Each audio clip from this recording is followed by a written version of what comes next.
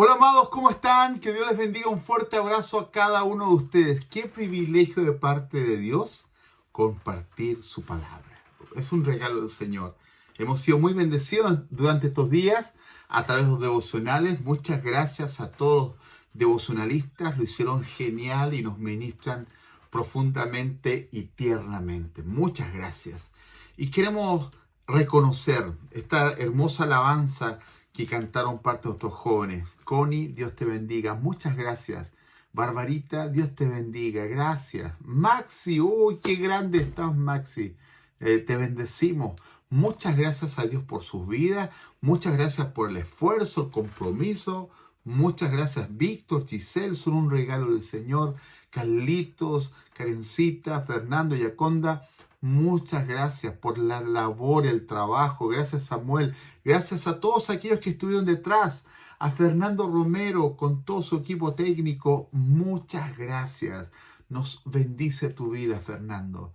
Muchas gracias, amados, porque esta alabanza es de profunda inspiración. Debemos reflexionar en su letra. Debemos reflexionar no solamente en la melodía. La melodía es muy linda, pero la letra, amados. Piense, reflexione en la letra. Somos privilegiados como congregación de tener tantos talentos tan hermosos. Espero que este sea el primero de muchos proyectos. Nuestras alabanzas que graban nuestros hermanos para ministrarnos domingo a domingo en los distintos programas, agradecemos porque detrás de eso hay un tema técnico, hay esfuerzo, compromiso, hay tiempo. Muchas gracias, amados, por lo que hacen. Son geniales, nos bendicen. Así que los motivo a que puedan continuar grabando, vengan otros proyectos y algún día voy a sacar mi long play. No, es muy viejo eso, ¿no? Voy a cantar. No, mejor no canto, ¿cierto? Mejor voy a seguir predicando. Pero, amados, qué hermoso los talentos que Dios nos ha dado. Entonces, ¿cómo no voy a amar a esta congregación? ¿Cómo no voy a amar a esta iglesia Amisadai? Gracias, amado. Gracias por darme el privilegio de ser su pastor. Me siento, y voy a usar un término, orgulloso, feliz de ser su pastor. Han sido tan tiernos conmigo. Han sido tan amorosos en los procesos difíciles que he vivido, en los momentos alegres han estado ahí, en los momentos tristes han estado ahí, y yo los bendigo, les agradezco. Gracias por las palabras, gracias por cada gesto que han construido en mi vida esperanza y han construido en mí una mejor persona. Uno tiene que aprender de todas las cosas que nos pasan, pero qué hermoso es vivir los momentos de la vida en una familia de fe, en una comunidad de fe, en una iglesia. Qué hermoso, amados. Mi vida sería tan distinta si no estuviesen ustedes. Y yo les agradezco. Entonces, cuando reflexionaba sobre el mensaje de este domingo, me ponía a pensar y pude leer, informarme, pude buscar del rostro del Señor. Y me ponía a pensar en lo hermoso que ha sido pastorear esta congregación. En lo hermoso que ha sido ser espectador de cómo Dios los usa, de ser espectador también de cómo van creciendo en la fe, espectador también de cómo crecen nuestros hijos, cómo crecen los niños. Maxi, por ejemplo, ahora verlo a la hora del Señor. Qué tremendo, qué privilegio. O estamos más viejos, estamos más sensibles, pero tenemos que honrar. Entonces, este mensaje tiene mucho que ver con esto. Tiene que ver porque nosotros debemos aprender a amar lo que Jesús ama. Amar lo que Dios ama. Y hay algo que ama profundamente el Señor, es su iglesia, su esposa, su novia, su esposa. Debemos entender, amados hermanos, que el ser iglesia es cosa seria. No lo podemos tomar como algo liviano. Por eso hay una gran diferencia entre ser una audiencia y ser iglesia.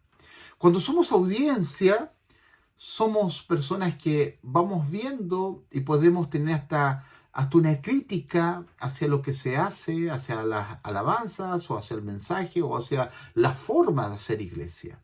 La audiencia siempre está viendo cómo van avanzando o cómo van retrocediendo. Esa es la audiencia. La audiencia critica generalmente. O a veces simplemente es indiferente. Pero cuando somos iglesia, nos comprometemos en todas las áreas lo que significa ser iglesia. Nos comprometemos y servimos a Dios con los dones, con los talentos que Dios nos da. Servimos a Dios con los recursos que Dios nos entrega. Nos apasionamos por lo que a Dios le apasiona, que son las almas perdidas. Nos apasionamos por las misiones, nos apasionamos por la compasión, nos apasionamos por la misericordia. En otras palabras, nos apasionamos por lo que a Dios le apasiona. Entonces, debemos definirnos si somos una audiencia o somos una iglesia. Cuando somos iglesia, vamos a estar involucrados, preocupados y comprometidos con lo que hace la iglesia. Pero cuando somos audiencia, simplemente aplaudimos o criticamos, pero no nos involucramos y no nos comprometemos. Entonces, durante esta semana que hemos estado reflexionando sobre prepararnos en la comunión, tiene que ver con esto. El prepararse también tiene que ver con un ejercicio, tiene que ver con una acción, tiene que ver con una decisión. Prepararme significa tomar todo lo que esté a nuestro alcance para poder construir comunidad. Por eso, amados, cuando entendemos que la gente en este tiempo de pandemia dice las iglesias son personas que contienen, la iglesia contiene a la gente necesitada, la iglesia contiene a los que están débiles o con problemas. Y ¿saben? La iglesia no es un contenedor de nada. Obviamente, cuando viene una persona herida, frustrada, con adicciones, con conflictos, la iglesia encuentra amor. Pero la iglesia, más que ser un contenedor, lo que hace la iglesia es una plataforma donde muchos de nosotros, que no éramos nada, que no éramos nadie, el Señor nos impulsa. ¡Wow! Mi historia de vida ha sido terrible de distintos puntos de vista. Pero la iglesia simplemente no me contuvo. Lo que hizo la iglesia fue una plataforma para impulsarme. Y ahí descubrí mis dones, descubrí mis talentos, descubrí el propósito por el cual Dios me llamó. Y esta plataforma me impulsó a ser lo que hoy día soy. Con mis defectos, con mis errores, con mis virtudes y también con aquellas cosas que no son muy buenas. Pero cuando entendemos esto vamos a reflexionar mucho mejor cuando la Biblia dice que lo vil, lo menospreciado del mundo escogió Dios para avergonzar a los sabios. Ven qué hermoso, ¿no? Entonces, cuando nos acercamos a la Escritura, vamos a darnos cuenta las paradojas, pero esas paradojas no son simplemente, valga la redundancia, paradojas, sino que son principios bíblicos. Y vamos a ver un principio bíblico en este mensaje. Vamos a 2 o 3 textos, pero vea lo que dice Apocalipsis, capítulo 1, verso 17 en adelante. Leo la Nueva Traducción Viviente. Dice, cuando lo vi, caí a sus pies, hablando de la visión del Hijo del Hombre, cuando está Juan en la isla de Patmos, cuando ve al Señor. Dice verso 17, cuando lo vi, caí a sus pies como muerto. Claro, porque todo aquel que tiene una intimidad y una relación con Dios, cuando se enfrenta a su santidad, no puede quedar igual. Una persona que se encuentra con Jesús no puede quedar igual. Dice, cuando lo vi, caí a sus pies como muerto, pero Él puso la mano derecha sobre mí y me dijo, Jesús dijo, no tengas miedo, yo soy el primero y el último, yo soy el que vive, estuve muerto, pero mira, ahora estoy vivo por siempre y para siempre y tengo en mi poder las llaves de la muerte y de la tumba. Escribe lo que has visto, tanto las cosas que suceden ahora como las cosas que van a suceder, le dice Jesús a Juan. Verso 20. Este es el significado del misterio de las 7 estrellas que viste en mi mano derecha y de los 7 candelabros de oro. Las 7 estrellas son los ángeles de las 7 iglesias. Una de las interpretaciones podría ser que esas 7 estrellas de las 7 iglesias eran sus pastores. Y esa es una de las interpretaciones. Y después dice, y los 7 candelabros son las 7 iglesias. Candelabros de oro. Fíjese qué interesante. Les habla que son candelabros de oro. Eso es lo que Jesús dice de su iglesia.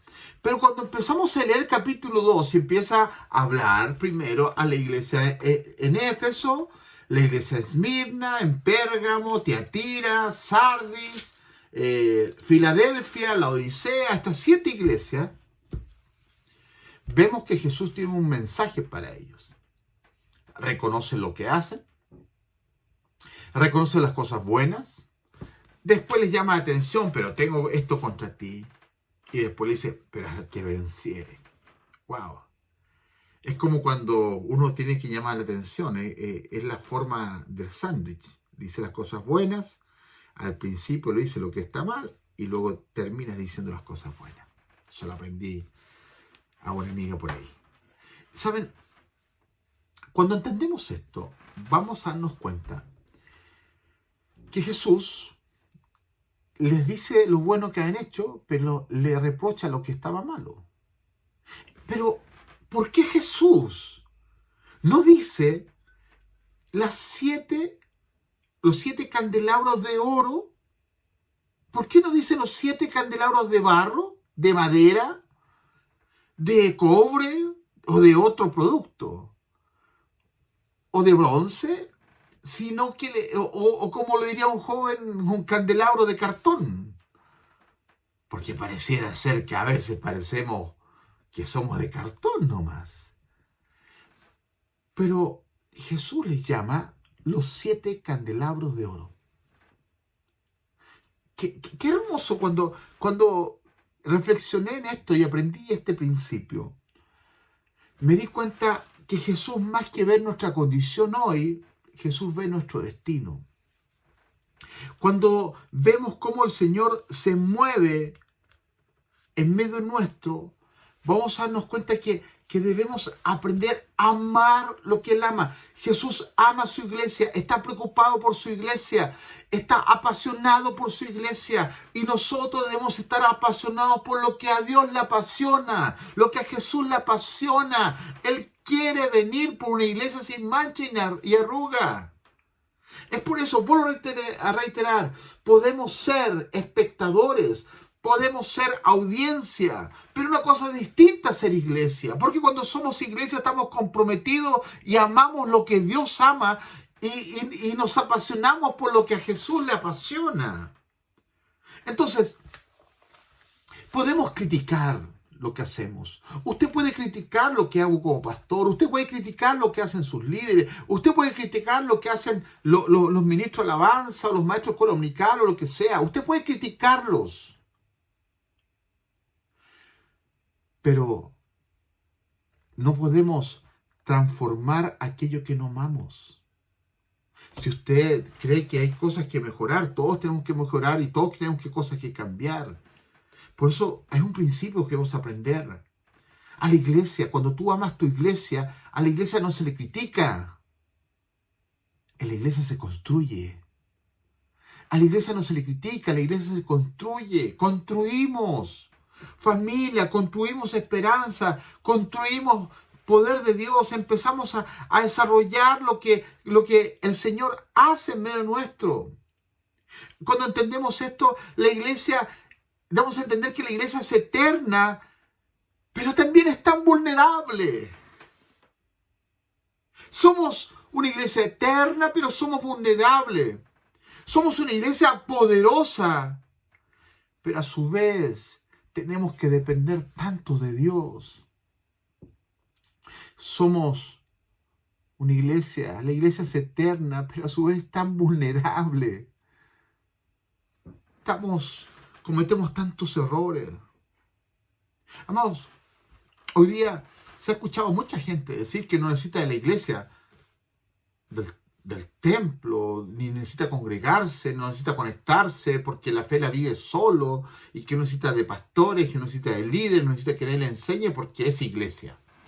Déjeme decirle, amado y amada, y lo digo con mucho respeto, para aquellos que deciden o dicen que no necesitan la iglesia, ni siquiera congregarse, hay que decirle lo siguiente, que una persona sola no es la iglesia. Porque se pierde ese sentido de cuerpo que la Biblia habla. La Biblia habla que somos iglesia, que somos colaboradores de Dios, pero que somos cuerpo. Y eso es algo muy hermoso, somos cuerpo. Entonces una persona sola, aislada, no es la iglesia. La iglesia se construye con muchos miembros, dice Corintios. De hecho, cuando habla de la cena del Señor, comer indignamente, tomar la cena del Señor en forma indigna, habla un sentido de cuerpo, de comunión, habla un concepto de ser iglesia, amados hermanos. Entonces, cuando nos damos cuenta de esto, vamos a darnos cuenta que la familia no es perfecta. Es verdad, la casa no es una familia. Es más, la casa tampoco es un hogar, y se ha dicho muchas veces. La casa no es una familia. Pero la familia necesita una casa, necesita un lugar para que las distintas dinámicas de esta familia se cumplan. Necesita una casa. Las dinámicas de valores, de principios, de desarrollo de la fe, de desarrollo de la esperanza, de desarrollar aquellos principios que van a mover a aquellos niños que van creciendo y aquellos matrimonios que van madurando y que van creciendo. Entonces, el templo no es la iglesia, pero necesitamos un lugar donde congregarnos. Por eso es tan importante, tan valioso congregarse. Por eso Hebreo dice no dejar de congregarse como algunos tienen por costumbre. Si no fuese importante y no fuese necesario, la Biblia no lo diría. Pero la Biblia habla de unidad, habla de cuerpo, habla de la importancia de la comunión, del poder de la comunión, de ese poder que transforma, de ese poder que sana. Amo la iglesia que Dios me ha permitido pastorear. Cada día les amo más porque he visto a Dios en sus vidas y en este proceso que vivo veo mucho más a Dios en sus vidas. Entonces voy a darme cuenta que debo aprender a apasionarme por lo que a Dios le apasiona. Entonces, vemos el texto de Apocalipsis y habla de los candelabros de oro. Habla porque el oro, aunque esté lleno de barro, sigue siendo oro. Aunque esté sucio, sigue siendo oro. Su esencia no se pierde. Por eso el Señor, más que ver nuestra condición del hoy, lo que Él ve nuestro destino. Esos cuerpos glorificados, ese tiempo cuando estemos con el Señor. Amado, es hermoso amar lo que Dios ama. Si tú no amas tu iglesia, yo te invito a amar lo que Dios ama. Dios ama a su iglesia. Mire lo que dice Santiago capítulo 4, versículo 1. Dice, ¿qué es lo que causa las disputas y las peleas entre ustedes? ¿Acaso no surgen de los malos deseos que combaten en su interior? Desean lo que lo tienen, entonces traman y hasta matan por conseguirlo. Envidian lo que otros tienen, pero no pueden obtenerlo, por eso luchan y le hacen la guerra para quitárselo. Sin embargo, no tienen lo que desean porque no se lo piden a Dios. Aun cuando se lo piden, tampoco lo reciben porque lo piden con malas intenciones. Desean solamente lo que les dará placer. Después, si usted quiere, siga leyendo el texto. Pero cuando vemos esto, vamos a darnos cuenta que hay deseos desordenados y hay pasiones egoístas. cuando la Biblia habla de los deseos desordenados, está hablando del amor al dinero, de una vida sexual sin límites y distorsionada. eh, y se da cuenta que el Nuevo Testamento habla mucho también de los pecados sexuales por este tema, del dinero, el amor al dinero y todo lo que significa eso.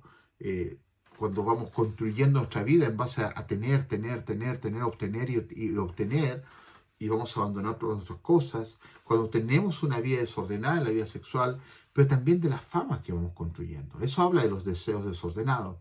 Pero las pasiones egoístas, cuando habla de las pasiones egoístas, vamos a darnos cuenta que ahí va a estar hablando como ejemplo de... Yo puedo amar la iglesia, ¿cierto? Pero si yo no amo a los perdidos, hay algo cojo en mi vida. Yo puedo amar las canciones, pero a la adoración, el cántico, pero no, si no amo el estudio de la palabra, hay algo cojo allí. Tenemos que aprender a amar lo que el Señor ama. Entonces, vamos a darnos cuenta que cuando nos damos cuenta de esto, Dios nos va a mover a transformar lo que hay que transformar, pero no hay transformación si no hay amor. Miren, cuando vemos esto y entendemos lo que pasa con la iglesia, cuando la iglesia entiende el poder que tiene, cuando la iglesia ve lo sobrenatural, cuando ve el poder que se manifiesta en medio, cuando la iglesia se entera realmente y dimensiona lo que significa ser iglesia, lo que significa ser la esposa del Cordero, lo que significa ser el cuerpo de Cristo, eso, aparte de estremecernos, debería producirnos cambios en nosotros. Cuando nos enteramos realmente y nos damos cuenta de lo que significa ser iglesia, dejaríamos de vivir las vidas que llevamos y empezaríamos a amar lo que Dios ama. Tú puedes ir a la iglesia sin ser parte de la iglesia. Tú puedes ir a la iglesia sin ser parte de la iglesia.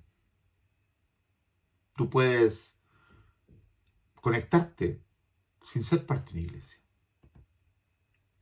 Por eso hay una gran diferencia, y lo repito nuevamente, de ser audiencia y ser iglesia.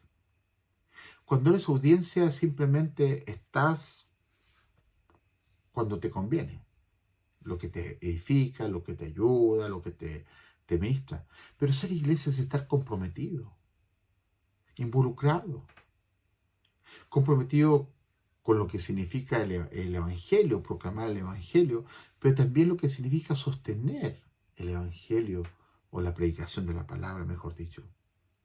Muchos van a la iglesia y no entienden la dimensión de lo que eso significa. Es bien interesante cuando Jesús resucitó y nosotros analizamos los textos que hablan al respecto. Dice que habían como 500, ¿eh? Ahí cuando Jesús resucitó, si recuerda eso. Y después, Él dice, asciende a los cielos y tienen que esperar el Pentecostés. Pero cuando usted lee el libro de los Hechos, capítulo 2, los números cambian. Dice que se le apareció a 500, pero cuando viene el derramamiento del Espíritu Santo, capítulo 2 del libro de los Hechos, ¿cuántos habían? ¿Habían 500? Habían 120. ¿Dónde quedaron los demás? ¿Dónde quedaron los 380 hermanos? ¿Dónde quedaron? Porque quizás en el proceso, en esos 40 días, lo más probable es que haya habido una sesión administrativa y ya se pelearon y se fueron unos cuantos. Otros quizás no estaban contentos con aquellos que estaban liderando y se fueron. Pero 120 llegaron a ese momento donde vino el derramamiento del Espíritu Santo, donde vino el Pentecostés. ¿Saben? La iglesia que atraviesa por el dolor, la congregación que atraviesa por el dolor y trabaja en comunión y trabaja impregnados en el poder del Espíritu Santo. Y cuando digo impregnados significa que están trabajando eso, porque el Espíritu Santo está en el creyente. Déjeme decirle que los momentos difíciles que pasamos como iglesia nos pueden debilitar por un tiempo, pero que los años nos fortalecen. Lo importante es mantener la comunión, porque hay poder en la comunión. Hay poder cuando nos animamos unos a otros. Voy a reiterar. La iglesia es eterna, pero es tan vulnerable a la vez. Debemos aprender el poder de la comunión. Debemos aprender lo que es iglesia. Corintios 12 lo que decía es que muchos miembros constituyen la iglesia, no una persona. Una persona no es la iglesia. Cuando se vive el sentido de iglesia, realmente tú vas a darte cuenta, porque se trabaja el poder de la comunión y se entiende lo que significa congregación. No se puede vivir el evangelio aislado. Necesitas de tu hermano. Y si tu fe hoy día se está debilitando o crees que estás muy bien, reflexiona sobre esto.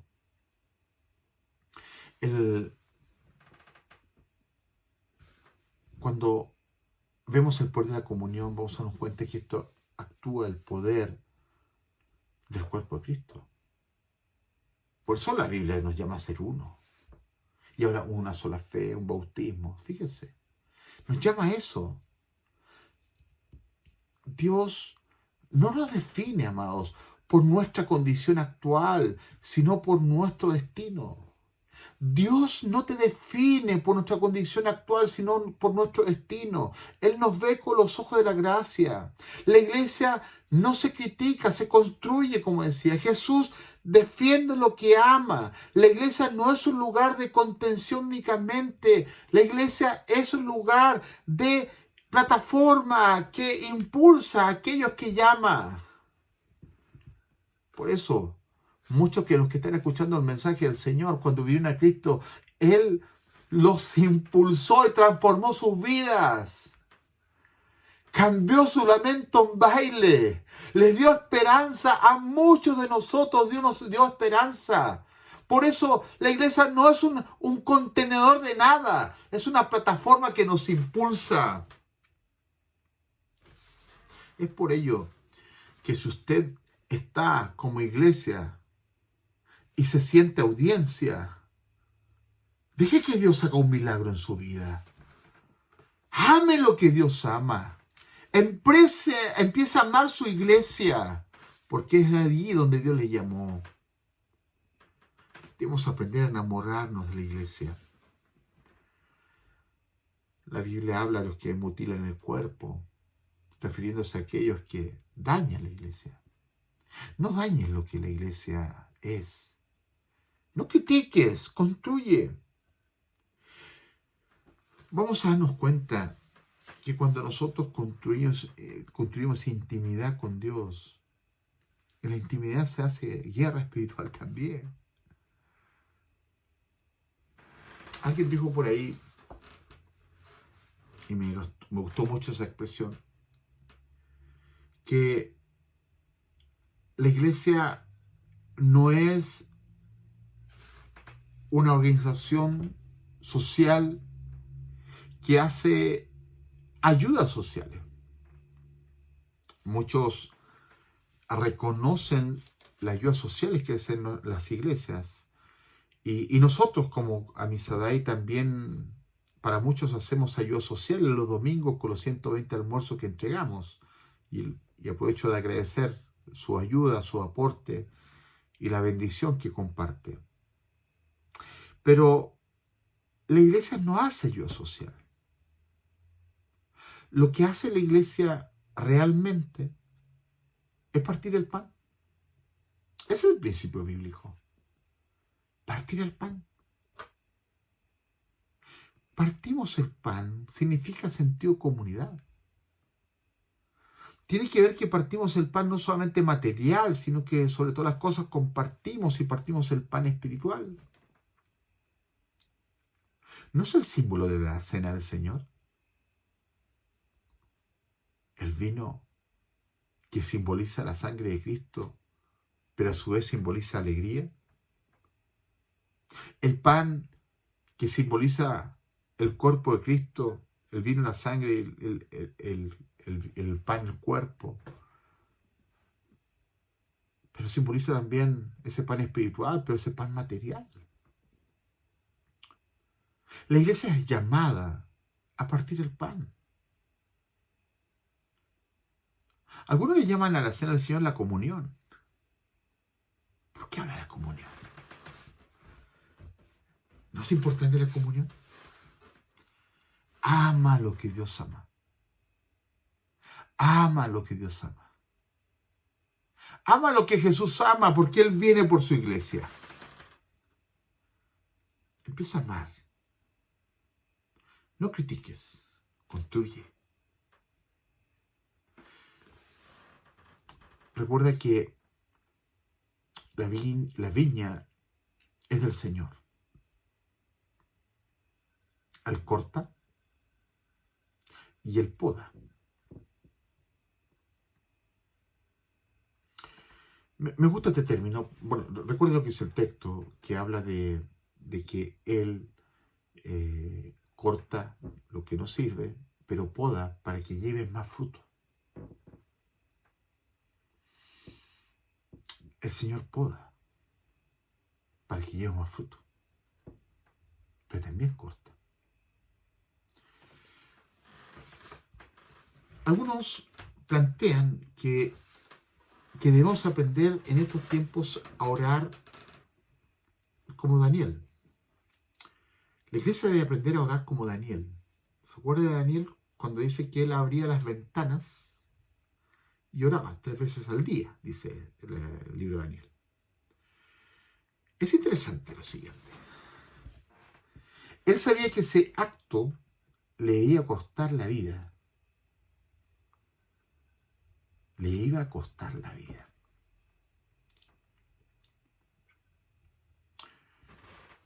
Orar con las puertas y las ventanas abiertas, que todos escuchan.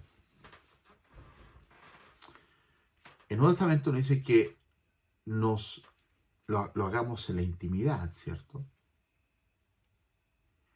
Pero llegará el momento en que la iglesia tiene que aprender a orar con las puertas y ventanas abiertas. Ese es un tema simbólico.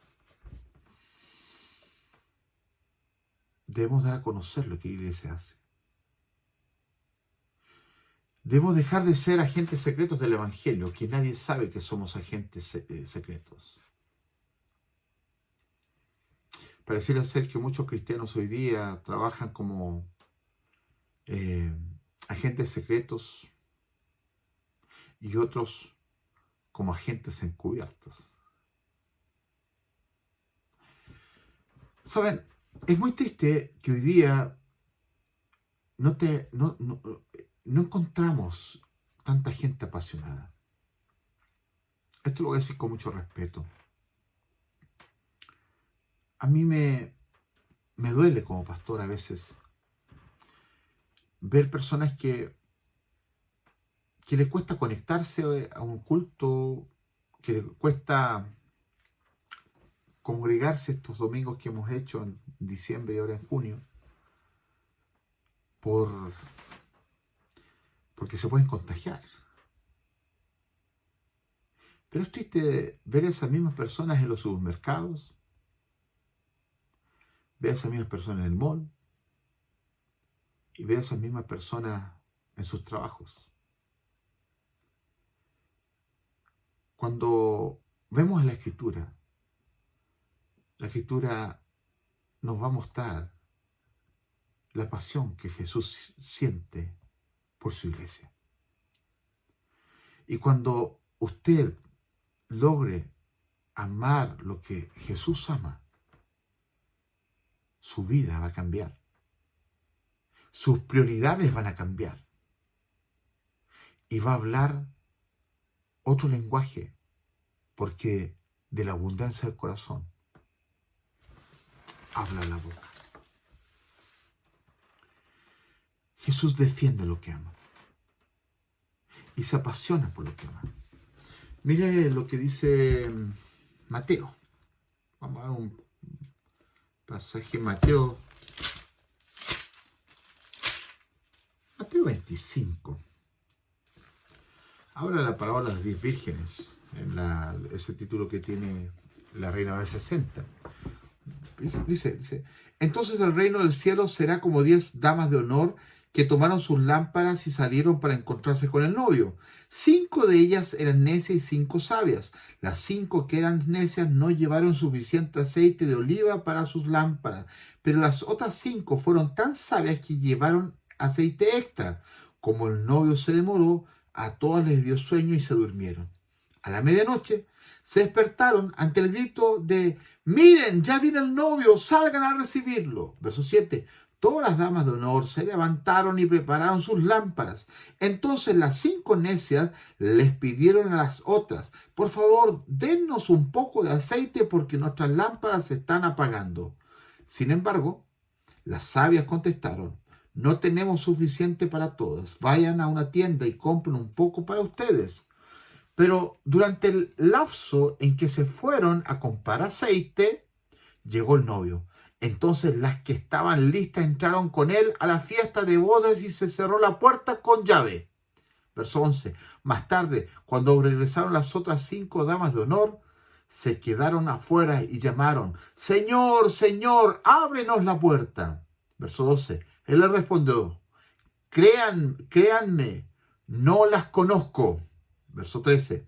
Así que ustedes también deben estar alerta, porque no saben el día ni la hora de mi regreso. ¿Sabes cuál es el problema hoy día, amados? Y esto es muy triste. Porque hoy día vivimos una iglesia del 50%. Las 50 que están preparadas y las 50 que no lo están. Debemos ser una iglesia que espera a Jesús. Debemos creerle lo que dice la Escritura y que Él viene por su iglesia. Debemos entender que debemos estar a favor de la iglesia que espera a Jesús. Debemos preocuparnos de ser esa iglesia que espera a Jesús. Estas 5 vírgenes o damas de honor estaban preparadas y otras no. No se prepararon. Debemos ser una iglesia que espera a Jesús, hacer lo que Él cree y vivir lo que Él vive. Debemos aprender a mostrar a Cristo en lo que vivimos y en lo que tenemos. Aprender a amar lo que Él ama. La comunión, el ser iglesia, el ser cuerpo, es algo serio. Yo quiero invitarte, amado, amada, a que te reconcilies con el Señor y vuelvas a tu iglesia. A que vuelvas a amar a tu iglesia. Ama a tu iglesia. Y si no amas a tu iglesia y la criticas, pide al Señor que te enamore de tu iglesia. Porque la iglesia es el lugar de crecimiento, es el lugar donde vemos que aprendemos de la vida, de los errores, de las cosas buenas y malas. Pero sobre todas las cosas, empezamos a ver el poder del Espíritu Santo. Tú que estás viviendo tu fe aislado, una sola persona no es la iglesia. Habla de asamblea, de cuerpo. Y yo quiero invitarte a que ames y te prepares a la comunión. Ama lo que Jesús ama. Y apasionate por lo que a Él le apasiona. Y tú decides. ¿Estás preparado para la venida del novio? o simplemente te vas a quedar dormido y el aceite no te va a alcanzar. Padre, gracias por tu fidelidad y tu amor. Gracias por tratarnos como candelabros de oro, a pesar de nosotros como somos, Señor. Gracias por amarnos como nos amas. Gracias, papá. Gracias por la iglesia que me das para pastorear. Tú sabes cuánto amo a mis hermanos. Y perdóname, Señor, si a veces no he sido el hombre de Dios que ellos necesitan. Yo te pido, Padre, que bendigas a la familia, si nos bendigas para fortalecer la comunión, el compañerismo e impulsar en poder el poder de la comunión. Gracias, Señor. En el nombre de Jesús. Amén. Si la palabra de Dios habló tu vida, si has sido bendecido, escríbenos o llámanos. Estamos para ti. Queremos bendecirte. Que Dios les bendiga. Que tengan una semana en victoria. Un fuerte abrazo a cada uno de ustedes. Paz de Dios.